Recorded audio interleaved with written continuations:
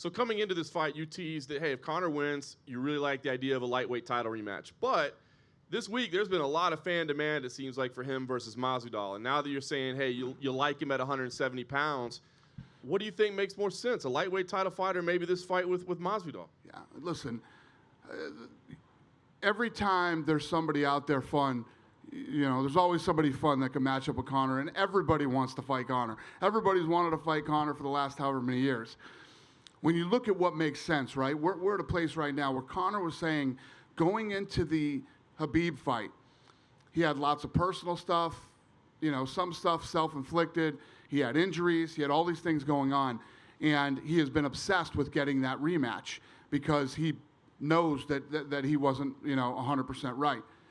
And when you look at this for Khabib is 28-0. He's undefeated, right? And you start talking about this kid's legacy. First of all, to go 28-0 in this sport is, I don't care who you fought. It's tough to do, right? Well, this guy's the world champion. And after tonight and with how Khabib won the first time and how famous Khabib has become since that first fight, we're looking at Hagler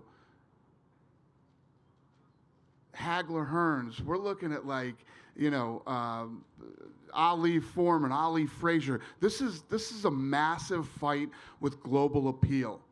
It's the fight that you make. It's the fight that makes sense. It's for the 155-pound title.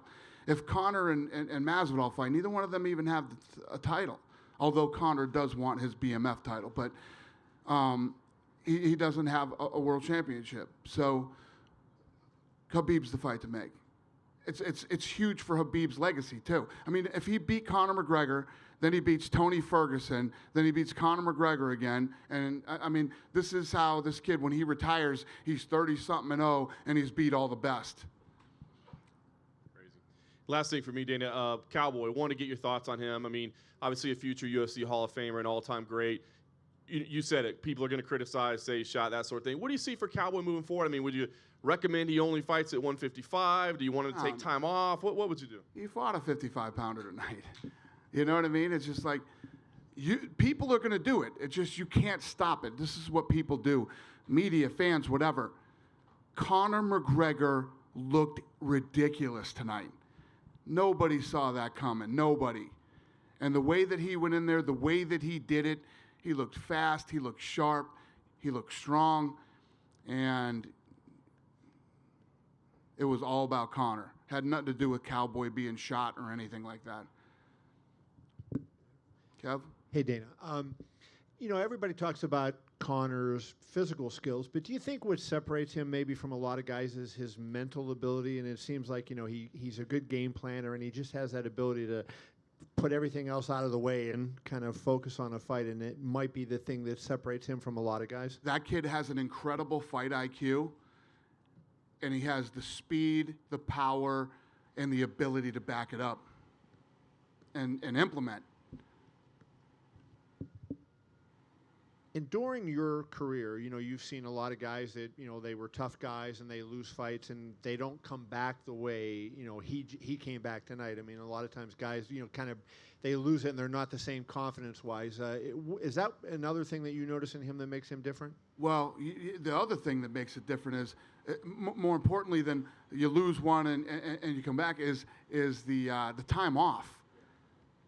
Time off is usually never very good for fighters. You stay active, you stay in better shape, your timing is better, all that stuff.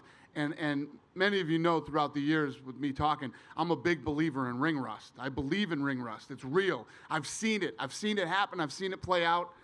We didn't see it tonight. And last thing for me then, I told you I thought a Khabib fight would do $3 million with Conor, right? So I'm in agreement with you, but I'll bet it does more.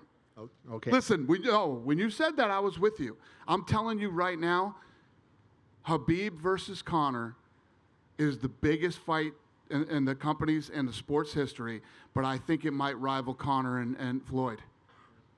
Interesting. So I just throw this out. I mean, he said he would fight in March if that was there. You got 40 seconds. Here's your problem that you have if you wait for Khabib, don't you? Khabib's no guarantee to win, number one. Right. And then number two, if Conor fights in March, now you have him sort of on the same path, and then as soon as he wins, he's ready to fight the winner, as opposed to if, let's say, Khabib loses, now you don't know you have a rematch or what you do. Doesn't it make sense to bring him back and maybe put that Masvidal fight on underneath Adesanya, and you have or in front of Adesanya, but you have him fight again, gives you another big fight at the start of the year, and keeps him active. As he only fought 40 seconds, as good as he looked. Yeah. Yeah, I mean, there's a lot of different things that make sense that you could do. I gotta see what he wants to do. You know what I mean? I know he wants this fight, and I think he's willing to wait to get it. So we'll see. Listen, do I want Conor to fight 3 more times this year? Sure. You know, do I want to see Masvidal Conor? Sure. But you got to do what makes sense too. And I just really think the Khabib Conor fight is big for both of their legacies and obviously for the sport. Hi, Dana, to your right. Hi. Hi. Hey there. So Mark Davis, the owner of the Raiders, was here tonight. How interested would you be to put that Khabib and Conor fight in Raiders Stadium? That is not what I thought you were going to ask me, but yeah, I think that the Khabib Conor fight, you know, could be done anywhere. It could be done in a stadium somewhere. You know, it could be done at Madison Square Garden, Dallas, Texas Stadium. The O2, I mean, you could do that fight anywhere. So we need to sit down and look at what makes the most sense. There's been a lot said this week about kind of Conor 2.0, the evolution of Conor McGregor as a professional and as a man. What did you think about his role in the promotion leading up to this fight? He was much more introspective and laid back and not as kind of manic as he had been in the past. Well, I think he was a lot happier.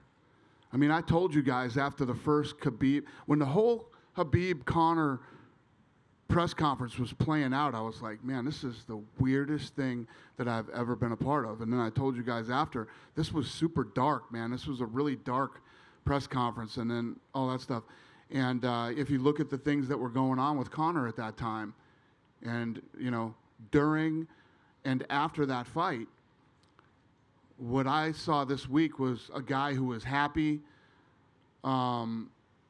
re-energized, and happy to be here and happy to be back in the octagon. So it was good. It was awesome. I loved it. I like Conor McGregor. I mean, I know you guys, the fans, everybody busts my balls that, you know, about my relationship with Conor, but I did not like this kid, right? I did not like him. Last question for me. I want to talk about Holly. So she won tonight. Holly is 36. You talked about perhaps this being her last go. Do you still feel the same based off of what you saw from her tonight? She looked good tonight. You know, her and Raquel fought to a split decision last time. And Raquel's tough. Raquel punches hard. I mean, look at the fight between her and Amanda Nunes. I mean, that was a war between 2 tough girls. The problem with Raquel, and I've said this to her a million times, she will not let her hands go. She's got hands. She doesn't let them go. Oh, not to mention the fact that the ref let them clinch for 4 minutes for 3 rounds, and they fought for a minute. That was a problem, too. Driving me crazy, man. If you are not doing damage or advancing your position, you split the fighters up and make them actually fight. And I like this guy. I don't want to, you know, bum this guy out and whatever. But he's running around the octagon, you know, like I'm like, what fight is he watching? He's moving around like he's trying to stay out of the way, like there's a war going on or something. And these guys are leaning up against the fence for 4 minutes. Are you me right now? I literally almost got up and walked out of that fight. I was so frustrated. But anyway, I've on enough referees in my day. I don't want to. That guy seems like a nice guy. I'm too old to be doing this more, tearing these guys apart. He's a nice guy, and I don't mean to whatever, but you saw the fight. You know what I'm talking about. Dana, there were a lot of great performances tonight. Right over here to your left. Oh, we got. Hey, buddy. Yeah, thanks. So a lot of great performances tonight. Who impressed you the most? Diego looked really good. You know, that's a big win for him. But a lot of these kids look good. That's why we gave out 5 bonuses, right? How you not going to give Conor a bonus? Right, of course. Right? So, and Conor makes $1 zillion. So I had, I felt bad not giving one of these other kids a bonus too. So we gave them all bonuses. But he looked good. I mean, look at Dober. I don't know if you saw if you don't know, now you know. Dober was in there, but, if you look at Dober's record, his opponent was the guy you were looking at. He's 11-2. He's on his way up, and look what he did. That's 2 back-to-back fights for Dober. So he looked damn good and had a good performance and made some money tonight. How surprised were you with Roxanne Modafferi's performance? We know you liked Macy. Everyone did. She's a great fighter, young fighter. Were you really surprised, or did you think Roxanne? No, I wasn't surprised. At the end of the day, when you're climbing the ladder like that, Roxanne is a tough test. We knew that she was going to be a big test for her. And if her knee didn't pop out, maybe it would have been a different fight. Because one of the things about Macy that I love, and I can't remember who she was fighting, but you guys might remember, she got her ass whooped the first round. Went back to the corner, readjusted, and came out and finished her in the second round. So who knows how the fight would have gone if her knee didn't pop out, but these things happen. She's young, she's talented, she's tough, and she'll be back. Thanks for watching ESPN on YouTube. For more sports highlights and analysis, be sure to download the ESPN app. And for live streaming sports and premium content, subscribe to ESPN+.